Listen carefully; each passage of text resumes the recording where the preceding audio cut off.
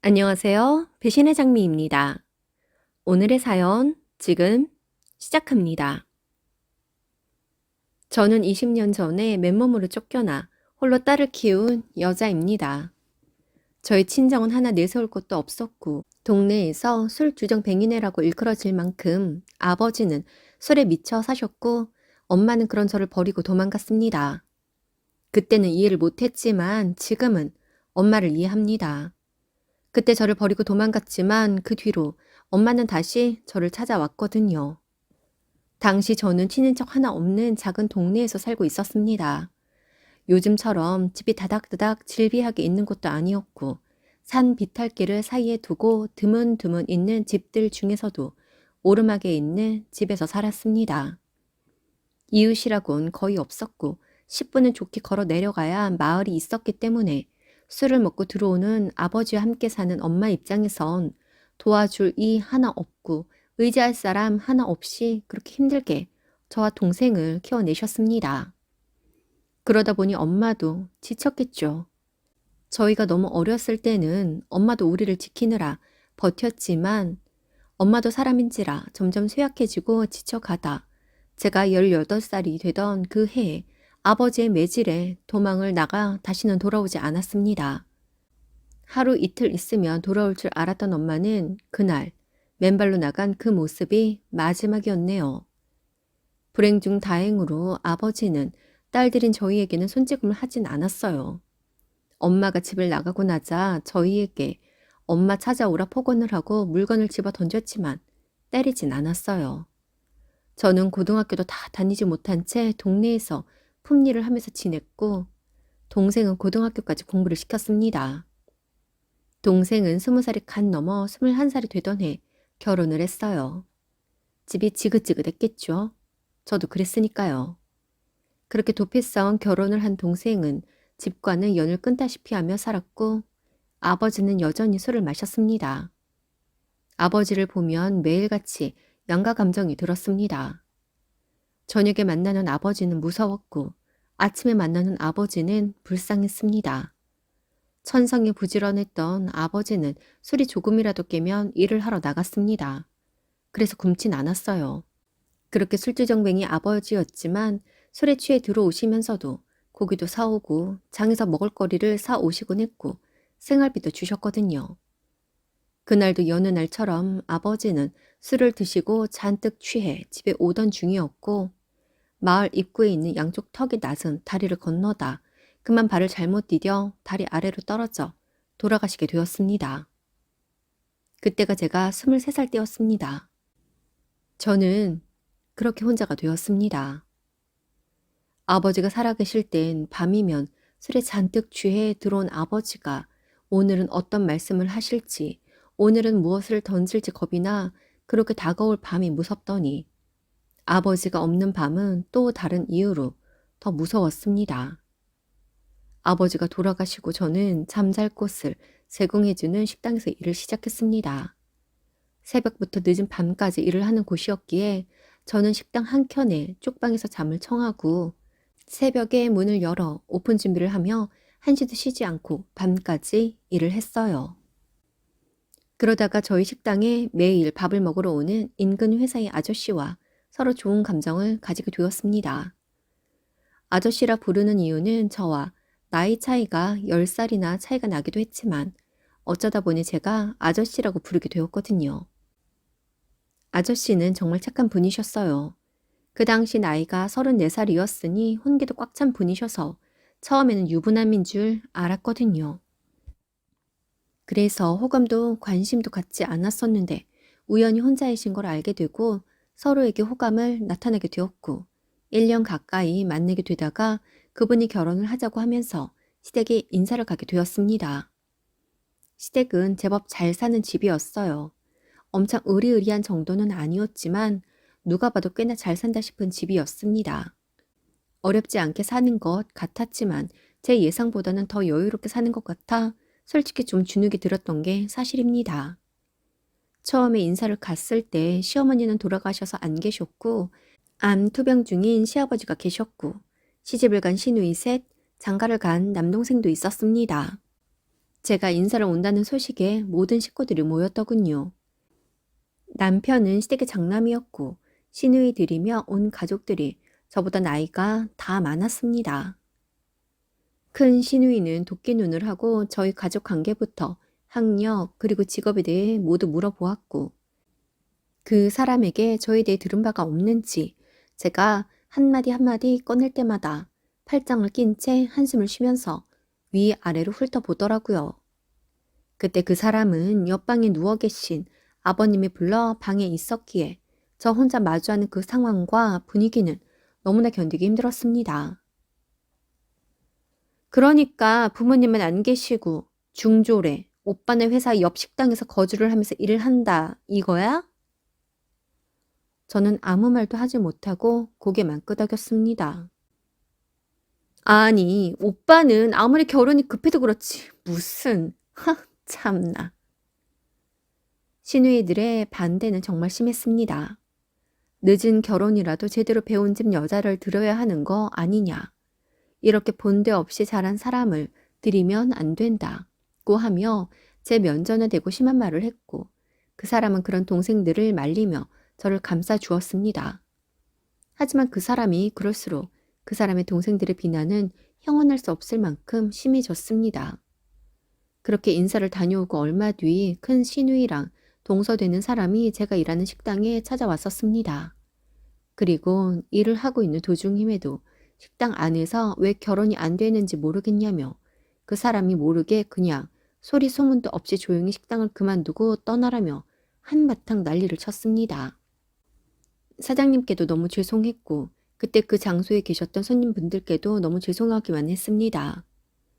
그때 나와는 정말 어울리지 않는 사람인데 내가 미처 그걸 알지 못하고 그 사람을 힘들게 하고 있는 건가 싶은 생각이 들어 그 사람의 곁을 떠나려고 했어요. 그의 가족들 말대로 그 사람이 고작 저와 같은 사람을 만나려고 그 나이 되도록 혼자로 지내진 않았을 테니 말이에요. 하지만 얼마 뒤 임신을 한 것을 알게 되었습니다. 마치 드라마에서나 보았듯이 헤어짐을 마음 먹었는데 임신을 했더군요. 드라마에선 여자 주인공이 남자를 위해 모진 마음을 먹고 조용히 떠나 홀로 아이를 낳아 키우곤 하던데 현실에 전 그럴 자신이 없었습니다. 제 뱃속에 그 사람의 아이가 있는데 어떻게 떠나나요? 저도 가족 없이 혼자인데 제 아이마저 저와 같은 삶을 살게 할 수는 없었습니다. 그냥 얼굴에 철판을 깔고 시댁으로 들어갔습니다. 임신을 했다고 했어요. 아마도 그렇게 밀고 들어간 게 더 미운 털이 박힌 것 같기도 합니다. 하지만 당시에 전 다른 선택을 할 수 없었어요. 제가 임신을 하자 시아버지께서는 시누이들의 반대를 말렸고 식을 생략하고 혼인신고만 하고 같이 살라고 하였습니다. 시아버지는 처음부터 시누이들에 비해서 반대를 많이 하지는 않으셨어요. 아무래도 시댁에 시어머니가 안 계시니 시누이들이 가까운 데 살면서 시어머니를 대신해 집안 살림에 대해서 관여를 많이 한 것 같았습니다. 이후 저는 그 사람과 조촐히 식을 올리고 결혼 생활을 시작하게 되었습니다. 그리고 얼마 뒤 건강한 딸아이를 낳았지요. 제가 딸을 낳자 큰 시누이가 한마디 하더군요. 참나, 아들 하나 낳았음 기 좀 펴고 우리한테 큰 소리도 좀 치면서 살 수 있었을 텐데 어쩌누? 이래서 타고난 팔자는 어쩔 수 없다는 거야. 네가 우리 집에서 살아남으려면 되라도 이어야 하는 거 아니겠어? 아, 답답이. 그래도 저는 행복했습니다.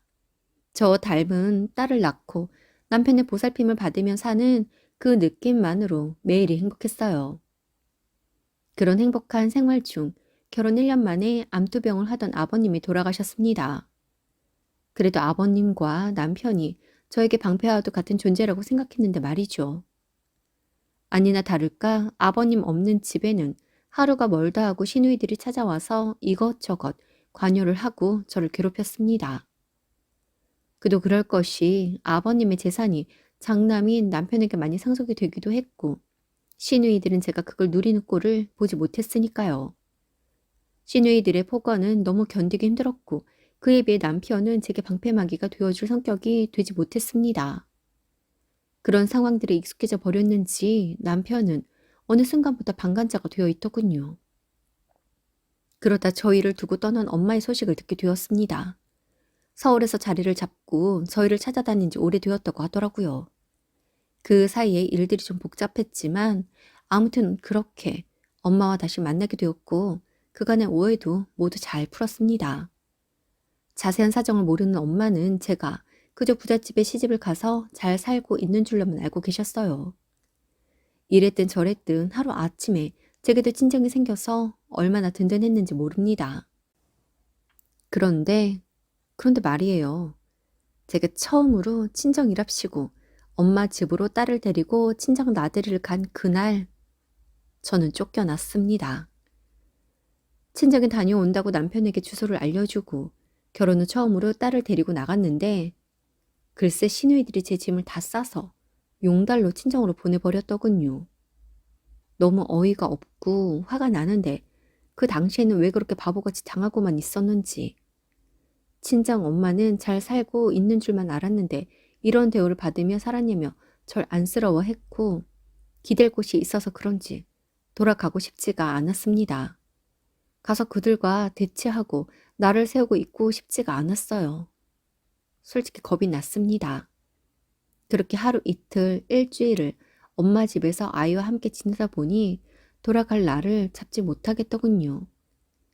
여기서 이렇게 따뜻한 밥을 먹으면서 아이와 늦잠도 자고 평온한데 다시 그 지옥으로 돌아갈 엄두가 안 났습니다. 탄탄하게 절 지켜주고 방어해줄 남편이었다면 벌써 돌아갔을지도 모르겠지만 이젠 그저 아내와 시누이 간의 사이에서 방관자, 구경하는 사람 이상도 이하도 아닌 남편에게 그 무엇도 기대할 수가 없었더군요. 남편은 제가 친정에 있는 동안 한 번도 저를 찾아오지 않았습니다. 모든 내용을 다 알면서도 말이지요. 그러던 어느 날 친정으로 이혼 소장이 날아왔습니다. 이혼, 내 인생에는 없을 줄 알았던 이혼이라는 것을 저도 하게 되나 봅니다. 그 집에는 더 이상 의지할 사람이 없다는 것을 알았기에 이유도 묻지 못하고 그냥 그렇게 남편과 헤어졌습니다. 너무 우습죠? 그렇게 힘들게 결혼해놓고 우리의 헤어짐은, 이혼은 종이 한 장으로 이루어졌습니다. 이게 정말 거짓 하나 없이 우리가 이혼을 하게 된 이유였어요. 이후 저는 친정 엄마와 같이 살면서 아이를 키웠습니다. 그래도 나름 행복했어요. 엄마는 저에게 정말 최선을 다해 주셨고 저 역시 제 딸에게 최선을 다했습니다. 엄마와 함께 육아를 하며 일도 하니 오히려 결혼을 했을 때보다 살림살이도 나아졌고 주변 사람들에게 구박과 핍박을 받지 않으니 제 정신건강도 좋아졌습니다. 그리고 무엇보다도 나를 무한정으로 신뢰해주고 지지해주는 엄마와 함께 지내니 긍정적인 생각만 하게 되고 소소한 좋은 일들도 일어나곤 했습니다. 그러다 얼마 전 우연히 그 사람의 소식을 들었습니다. 그 사람이 시아버지와 같은 가남으로 세상을 떴다고 하더군요. 딸 앞으로 온 사망 후 상속재산 소장으로 그 사람의 소식을 알게 되었는데 그날은 정말 많이 울었습니다.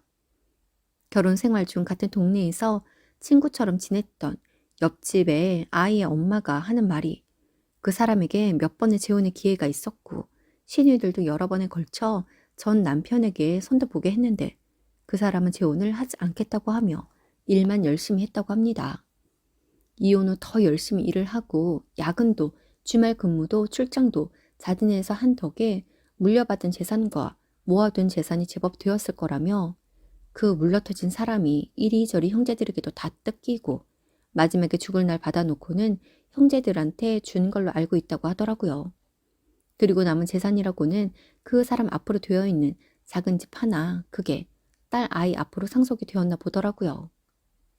저는 법을 잘 모릅니다. 가방끈도 짧고 법을 가까이 할 이유도 없이 살아왔기에 아무것도 몰라요. 하지만 요즘 변호사도 만나고 법 관련해서 검색도 해보고 있습니다. 아이 아빠에게서 시누이들이 가져간 재산을 제 딸에게 돌려주고 싶어서요.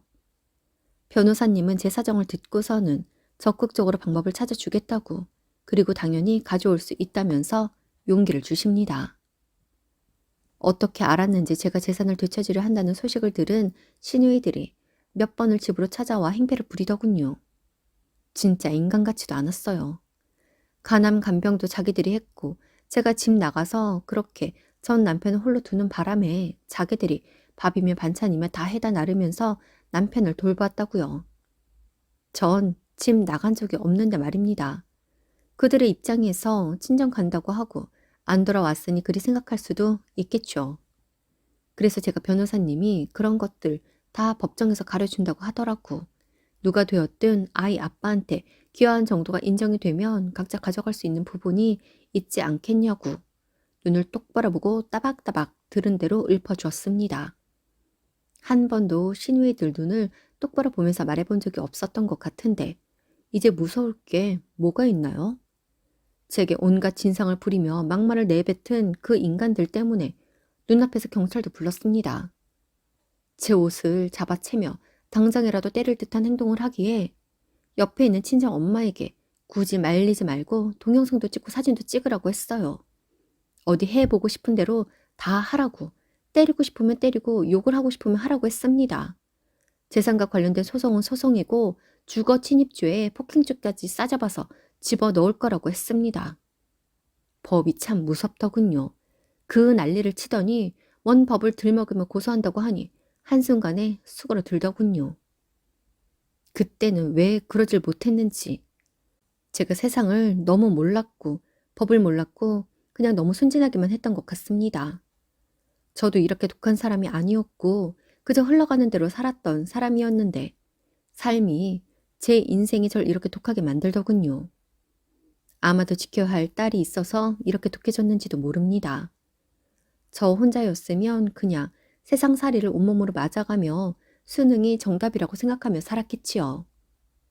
전 남편의 유산 소송 중 우연히 우리의 이혼이 그 사람의 선택이 아니라는 것을 알게 되었습니다.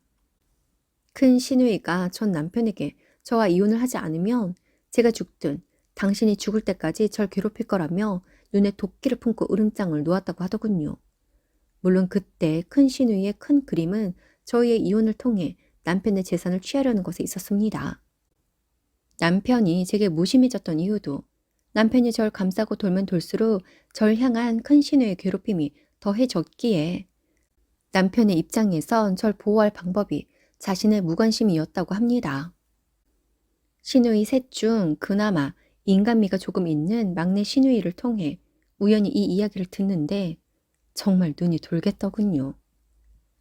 정말 평범한 행복 그것 이상 바란 적 없는데 그런데 인생을 이리 짓밟고 내 아이에게 부모 모두의 자리를 지켜주고 싶었던 내 소원을 이리 엉망으로 만들어버린 것을 용서할 수가 없었습니다. 그리고 자신 혼자서 끙끙 앓다가 절 위한 방법이라며 상의도 없이 이혼을 선택한 그 사람도 너무 미웠어요. 얼마 전 법원에서 전 시댁 식구들을 상대로 한 결과가 나왔습니다. 이미 나뉘어진 재산에 대해 재분배가 이루어져야 한다고 판단이 된다며 전 남편의 재산은 제1상속인인 저희 딸에게 우선 분배가 이루어져야 한다는 거였습니다. 이러한 판결이 나오니 전 시누이들이며 시동생 부부며 난리더군요. 하지만 어쩌겠어요? 그들의 비인간적인 처사에 전 끝까지 싸워야 했고 그렇게 물불 가리지 않고 싸워 딸 앞으로 정해진 남편의 재산을 되찾을 수 있었습니다. 제 딸을 위해서 앞으로 더 독하게 나가며 그 재산들 모두 박박 긁어올 예정입니다. 오늘도 함께 해주셔서 감사합니다. 여러분 행복하세요.